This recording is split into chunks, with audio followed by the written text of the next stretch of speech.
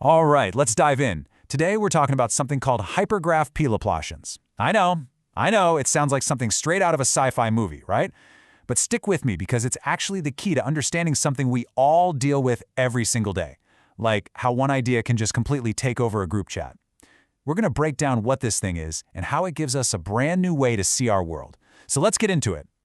You know how it goes, right? One person drops a link, or a meme, or just a random thought into the group chat, and then, bam, suddenly everyone's talking about it. It's almost instant. So how does that happen? How does an entire group get on the same page so fast? It's not like the idea is hopping from person to person. It hits everyone all at once. The answer, it turns out, is all about learning to see these connections in a totally new way. So to really get what's going on, we got to look at the tools we've been using. We've got the standard graph, which looks all neat and tidy, right? It maps out these simple one-to-one connections. But then you have this other thing, this, well, kind of messy-looking tangle called a hypergraph.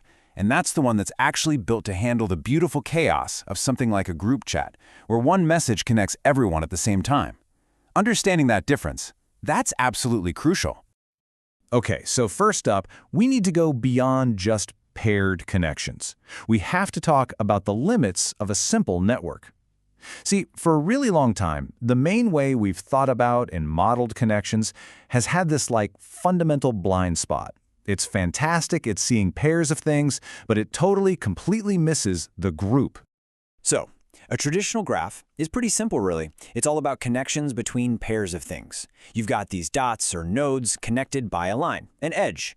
The one-on-one phone call analogy is just perfect for this. Let's say you call your friend. That's one connection. Then they call someone else. That's another connection. It's just a long chain of these individual one-to-one links. But a hypergraph, that's a whole different beast. It's specifically designed to model interactions between, well, any number of things at once. Think about it. A message in a group chat doesn't trickle down from person A to B to C. Nope, it hits everybody at the exact same moment.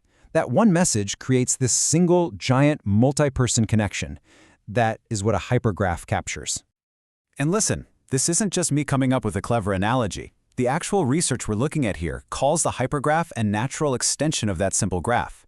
It's purpose-built to model interactions beyond pairs.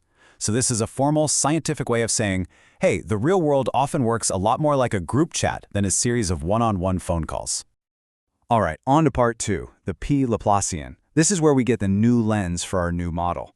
So we've got this awesome new way to see group connections, right? The hypergraph. But that's really only half the puzzle. Now we need a tool, a really special tool, to actually analyze what's going on inside those groups. And that tool is the p-Laplacian. I mean, that's the next logical question, isn't it? It's one thing to draw the map of the group chat. Great! But it's something else entirely to understand the vibe, the dynamics happening inside it. You know, the flow of the conversation, how opinions start to shift, where the inside jokes come from. How in the world do you even begin to measure that stuff? Okay, let's tackle that big, intimidating name head-on. Honestly, it's way simpler than it sounds. It's really just two pieces we've already talked about. Hypergraph, that's our map, right? The map of the group chat.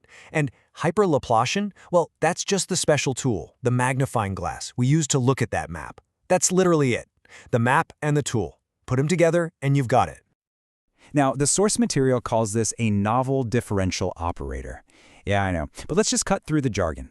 All that really means is that it's a powerful new kind of calculator. A calculator that's been custom-built not for simple 1+1 math, but to run calculations on the messy, complex, and fascinating dynamics of entire groups. Okay, this next part is where it gets really cool. We're decoding complex dynamics, and we're going to see what this tool actually reveals. We have the right map, and we have the right calculator. So, what can we actually see now? What kinds of secrets about our social world is this thing going to unlock? Well, according to the research, this new lens lets us see three amazing things. For one, we can trace information flow. We can actually map how a meme goes viral, step by step. Then there's opinion formation. This thing can model how a group chat goes from just arguing about where to eat dinner to finally, somehow, making a decision. And maybe coolest of all, it unveils these hidden structures. It can spot the little groups within the group, like finding the secret planning committee that's hiding inside a giant family group chat. So, let's bring this all home. Why does any of this actually matter? How does this go from being just theory to something that impacts your world? The big takeaway here is that this isn't just some abstract math problem. It is a massive shift in how we can understand the world we live in, taking this high-level idea and plugging it directly into our everyday lives. Really, it all comes down to this. We've gone on a journey here. We started with a worldview that could only see the world as a series of one-on-one phone calls. And now with these new tools, with hypergraphs and the p-Laplacian, we can finally map, measure, and actually begin to understand the beautifully messy, chaotic, and powerful dynamics of the group chat. And that leaves us with one last, and I think really fascinating question. For the very first time, we have a mathematical lens that is sharp enough to see how groups really behave, how ideas catch on, how consensus actually forms, how influence spreads like wildfire. So the question isn't, can we see these patterns anymore? We can.